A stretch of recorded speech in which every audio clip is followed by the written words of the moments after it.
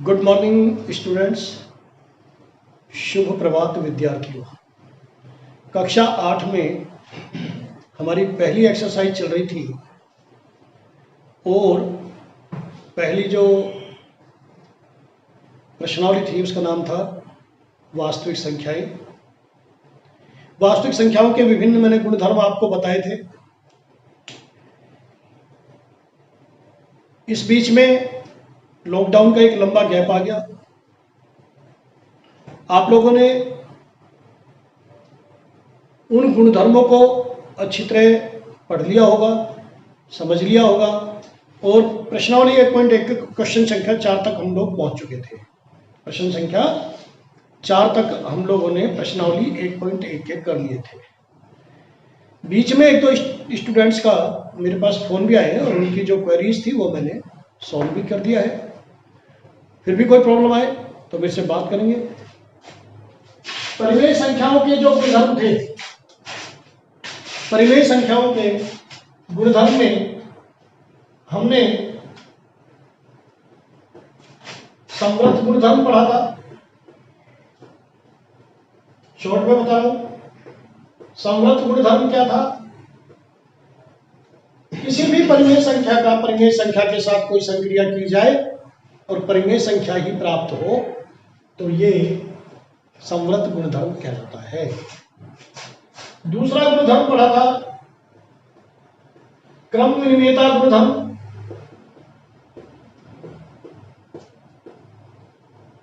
फिलहाल हम संक्रियाएं की बात करेंगे। जो संक्रियाएं होंगी वो होंगी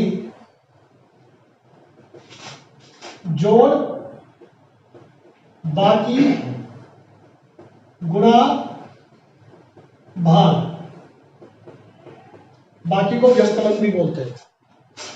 क्रम विनिमेयता गुणधर्म क्या था कि यदि दो परिमेय संख्याओं को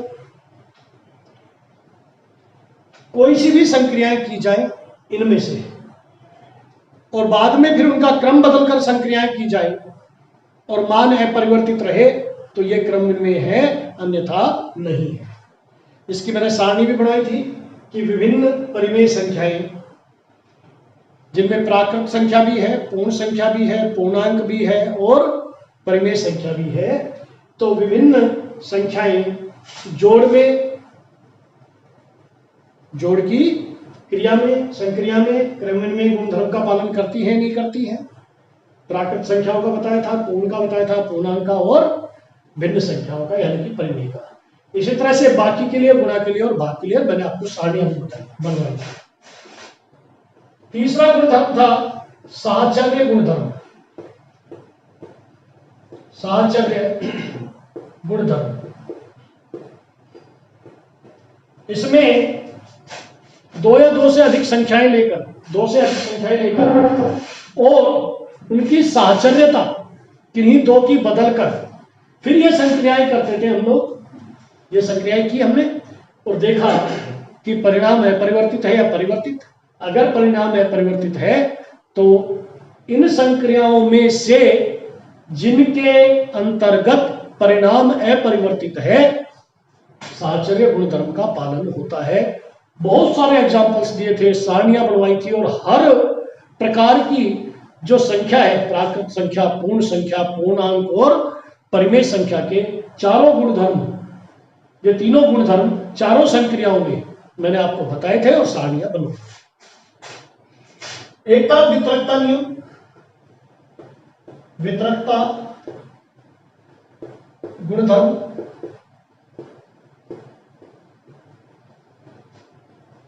वितरकता में क्या था? योग पर गुणन की वितरकता या व्यवकलन पर गुणन की वितरकता। यह भी मैंने आपको काफी अच्छे ढंग से समझाया था। पांचवा टॉपिक हमने आपको बताया था गुणात्मक तत्समक, अर्थात ऐसी संख्या जिससे किसी संख्या को गुणा करें और मान अपरिवर्तित हो तो वो गुणात्मक तत्समक कहलाती है। किसी भी संख्या के लिए एक, वन गुणात्मक तत्समक है। आज मैं पूरा शॉर्ट रिवीजन या टॉपिक आपको इसलिए समझा रहा हूं कि लंबा गैप आ गया था बिकॉज ऑफ लॉकडाउन। अगला टॉपिक हमने कराया था योज्य तत्समक। इसके अंतर्गत क्या था? वह संख्या जिसको किसी भी संख्या में जोड़ दिया जाए और मान में परिवर्तन नहीं हो, योज्य तत्समक कहलाता है। और शून्य प्रत्येक संख्या के लिए योज्य तत्समक है। Additive identity, multiplicative identity. अगला था गुणात्मक प्रतिलोम। ऐसी दो संख्याएं जिनका गुणा करने पर गुणनफल 1 आता हो। मान लो x को किसी संख्या से गुणा करना है और हमें प्राप्त हो x 1, तो वो कौन सी संख्या होगी? 1/x। किसी संख्या को किसी ऐसी संख्या से गुणा करें कि हमें परिणाम 1 मिले, तो ये एक दूसरे की गुणात्मक प्रतिलोम कहलाती है। ऐसे ही योज्य प्रतिलोम,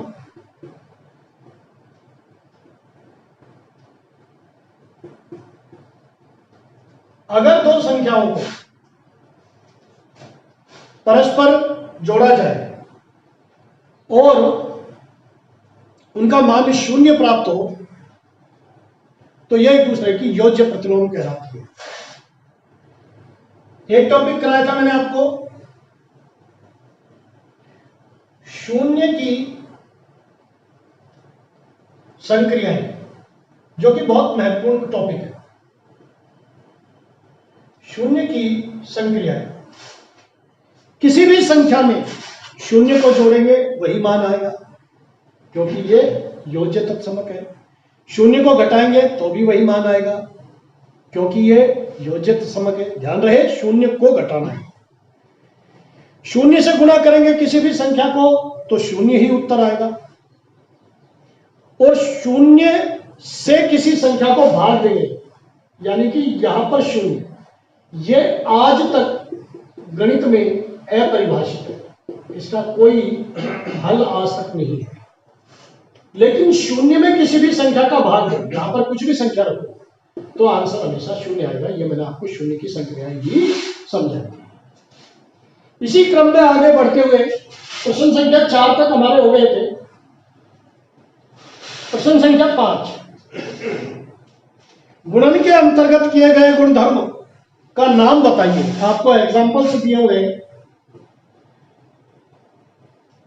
प्रश्न दिया हुआ है और उसमें गुणा की संक्रिया हुई है -4/5 गुणा 1 बराबर 1 गुणा -4/5।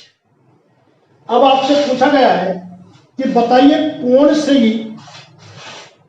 और आंसर आएगा -4/5। कौन सा नियम या गुणधर्म लगा या कौन सा गुण हुआ? यह हुआ गुणात्मक तत्समक। क्या हुआ? गुणात्मक तत्समक, या इसमें हम क्रम विनिमय गुणधर्म भी कह सकते हैं। क्रम बदलने पर मान है परिवर्तित है। गुणात्मक तत्समक आप इसलिए देंगे क्योंकि, इसका रीजन बता देता हूं, केवल एक ही ऐसी संख्या है जिससे किसी भी संख्या को गुणा करो तो उसका मान अपरिवर्तित होता है। अगर एक की जगह कुछ और अंक होता तो हम इसको सीधा क्रम विनिमय गुणधर्म लिखते हैं। लेकिन क्रम विनिमय में भी इसमें गुणात्मक तत्समक की स्पेशल प्रॉपर्टी है, इसलिए इसका आंसर आएगा गुणात्मक तत्समक। अगला एग्जांपल -13/17 इंटू -2/7 ये दिया हुआ है, बराबर -2/7 इंटू -13/17। एक इंपॉर्टेंट बात यह है कि इंटू और ब्रैकेट, ये दोनों निशान में से अगर आप इंटू को हटा भी देंगे तो भी ये गुणा ही माना जाएगा। ध्यान रखिए। कौन सी संक्रिया हुई है बताइए? केवल हमने क्रम बदला है, इसलिए कौन सा गुणधर्म लगा? क्रम विनिमेयता गुणधर्म। गुणन में परिमेय संख्याएं क्रम विनिमेयता गुणधर्म का पालन करती है, अर्थात क्रम को यदि बदल दिया जाए तो मान अपरिवर्तित होता है, इसलिए इसमें लगेगा क्रम विनिमेय गुणधर्म। ठीक, क्रम विनिमेय गुणधर्म। अब है ये फर्स्ट एग्जांपल, ये सेकंड क्वेश्चन, ये थर्ड क्वेश्चन। -19/29 इंटू 29/-19। एक तो एक बात का विशेष ध्यान रखें सब लोग, किसी भी भिन्न के अंश या हर में माइनस का चिन्ह होने पर पूरी भिन्न का ऋणात्मक चिन्ह माना जाता है। अंश या हर में कोई सा भी एक चिन्ह होगा तो। लेकिन यदि किसी भिन्न का अंश और हर में दोनों चिन्ह समान है तो वो पूरी भिन्न धनात्मक भिन्न मानी जाती है। अंश भी माइनस का है, हर भी माइनस का है, तो धनात्मक भिन्न हो जाएगी। चलो भाई, क्या हुआ ये? क्या आंसर आएगा इसका? =1। हमने क्या कहा था गुणात्मक तत्समक में? किसी संख्या को गुणात्मक प्रतिलोम में किसी संख्या को किसी दूसरी ऐसी संख्या से गुणा किया जाए कि मान 1 आ जाए तो ये एक दूसरे की गुणात्मक प्रतिलोम होती है। तो ये जो गुणधर्म है ये गुणात्मक प्रतिलोम है। क्या है? गुणात्मक प्रतिलोम गुणधर्म। ठीक, अगला क्वेश्चन बहुत ही इंपॉर्टेंट क्वेश्चन है और ये कई बार पेपर में भी आ चुका है, मोस्ट इंपॉर्टेंट है, विशेष रूप से ध्यान दे करके करें आप लोग। 5/13 को -7/16 के व्युत्क्रम से गुणा करें, यह प्रश्न है। तो इसका हल क्या होगा? 5/13। ठीक, इसको गुणा करना है -7/16 के व्युत्क्रम से। तो व्युत्क्रम कैसे होगा? x का व्युत्क्रम क्या होता है? 1/x। 2 का व्युत्क्रम क्या है? 2 का व्युत्क्रम क्या होगा? 1/2। और 1/5 का व्युत्क्रम क्या होगा? 1/1/5 यानी कि 5।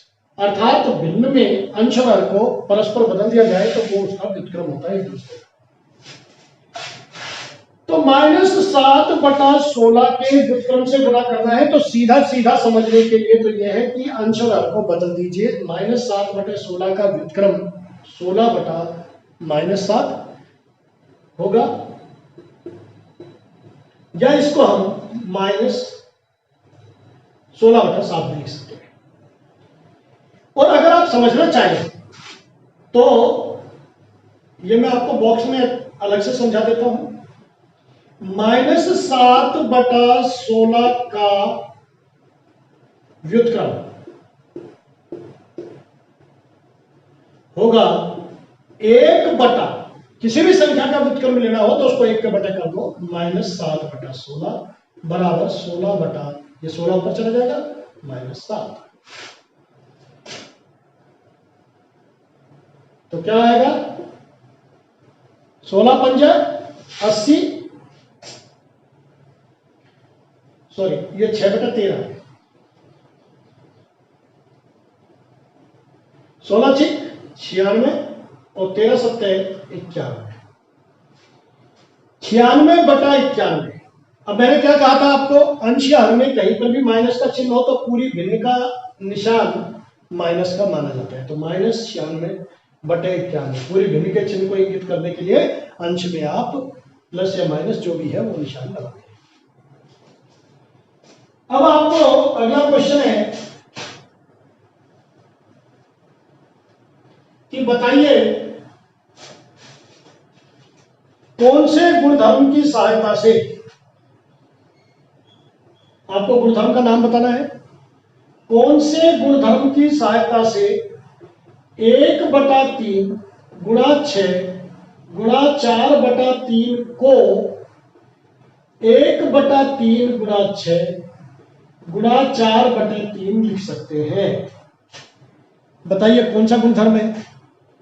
गुणन की संक्रिया में पहले ये दोनों फ्रेंड थे, अब क्या हुआ, इसकी दोस्ती इससे ज्यादा अच्छी हो गई, ये दोनों साथ हो गए, इनका क्लब बढ़ गया, अर्थात और संक्रिया कौन सी है? गुणन की। गुणन की संक्रिया में संख्याओं का क्रम बदलने पर मान में कोई परिवर्तन नहीं होता, अर्थात परिणाम अप्रभावित रहता है, अपरिवर्तित रहता है। यह कौन सा गुणधर्म कहलाता है? साहचर्य गुणधर्म। साहचर्य मतलब दोस्ती होना। पहले ये दोनों साहचर्य थे, अब ये दोनों साहचर्य थे। साहचर्य गुणधर्म। हम साहचर्य गुणधर्म से इस क्रम के अलावा किसी भी संख्या को एक साथ ले सकते हैं। जैसे इन दोनों को भी साथ ले सकते हैं, 6 को बाहर निकाल सकते हैं, इन दोनों को साथ ले सकते हैं, 4/3 को बाहर निकाल सकते हैं। अब एक प्रश्न है, प्रश्न संख्या 8। -1 सही 1/8 -1 सही 1/8। बताइए इसका मान क्या होगा? पहले तो ये बताओ। 8 एकम 8 और 1 9। ये कह रहा है -1 सही 1/8 का गुणात्मक प्रतिलोम का गुणात्मक प्रतिलोम 8/9 है या नहीं? 8/9 है या नहीं, यह आपको बताना है। तो आप क्या लिखेंगे? देखो बहुत सिंपल सी बात है। मिश्र भिन्न को भिन्न में बदला, भिन्न में मिश्र भिन्न को हमने किसमें बदला? भिन्न में। किसी भी भिन्न का गुणात्मक प्रतिलोम देखने के लिए अंश को हर में और हर को अंश के स्थान पर बदल देते हैं। तो आप लिखेंगे -9/8 का गुणात्मक प्रतिलोम, गुणात्मक प्रतिलोम क्या होगा?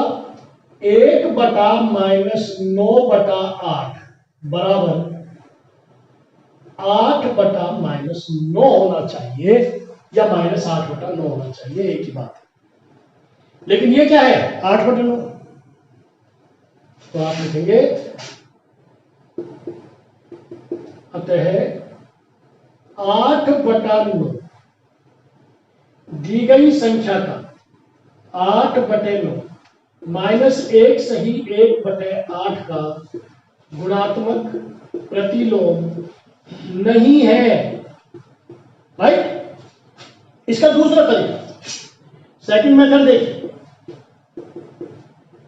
फर्स्ट मेथड तो हमने क्या किया? 1 करके निकाल लिया, अब देखा कि ये संख्या और ये एक जैसी है, नहीं है, इसलिए ये नहीं है। दूसरा तरीका,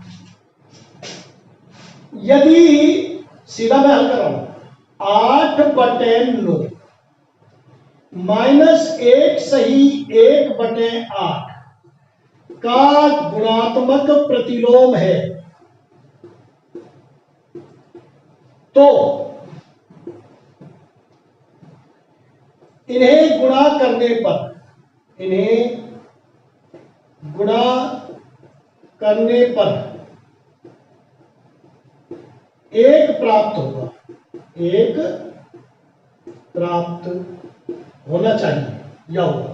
तो करिए गुणा 8/9, इसको हल करेंगे तो 8 एकम 8 और 1 9/8, वो भी माइनस था, 9 से 9 कट गया, 8 से 8 कट गया, क्या आंसर आया? -1। क्या ये 1 है? नहीं, इसलिए ये गुणात्मक प्रतिलोम नहीं है। प्रश्न संख्या 9, 2 प्रश्न और है, इसके बाद ये प्रश्न समाप्त हो जाएगी।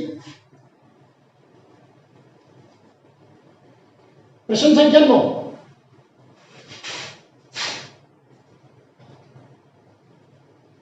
सभी प्रश्न आप लोगों को करने हैं, वही आपका क्लास वर्क होगा और वही आपका होमवर्क होगा। कोई क्लास वर्क नहीं, कोई होमवर्क नहीं, आप तो सभी प्रश्नों को धीरे धीरे हल करते रहे। अभी देखो कितने दिन हो गए क्लास चल रही है, बहुत स्लो स्पीड से कोर्स चल रहा है। अगर ये क्लास ऑफलाइन क्लास होती तो अब तक हमारी 3-4 प्रश्नावलियां समाप्त हो चुकी होती, पर लॉकडाउन और विभिन्न स्थितियां परिस्थितियों के कारण कोर्स बहुत स्लो स्पीड से चल रहा है। तो आप लोग इन सवालों को अवश्य करें, बोर्ड की क्लासेज है, तैयारी अच्छी करें और बढ़िया ढंग से सवालों को करते हुए आगे। ये कह रहा है 3 सही 1/3 का गुणात्मक प्रतिलोम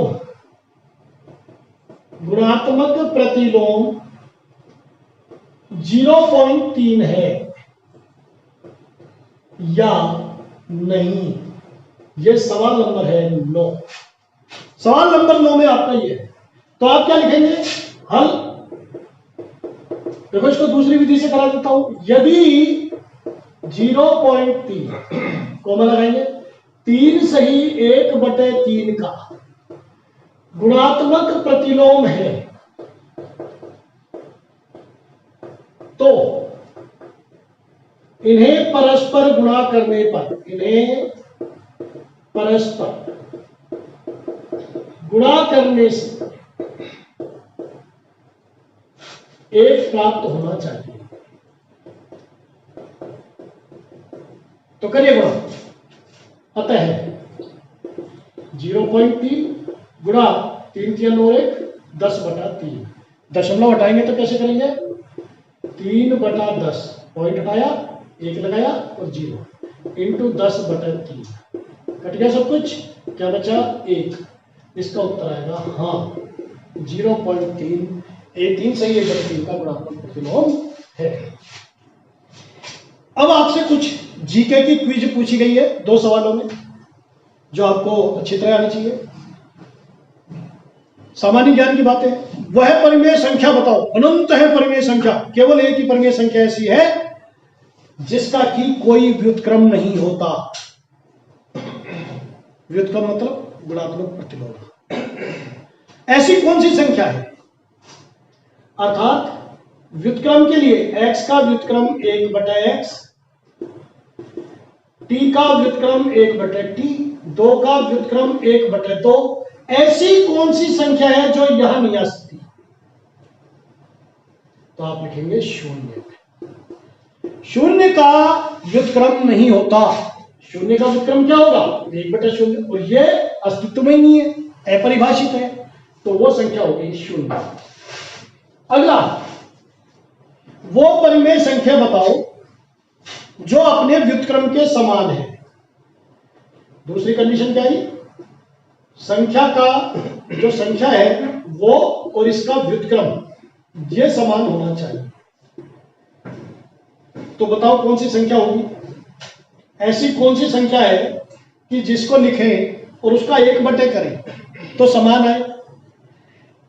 x बराबर 1/x कब होगा? आप लिखेंगे यदि, आप लिखेंगे वो संख्याएं,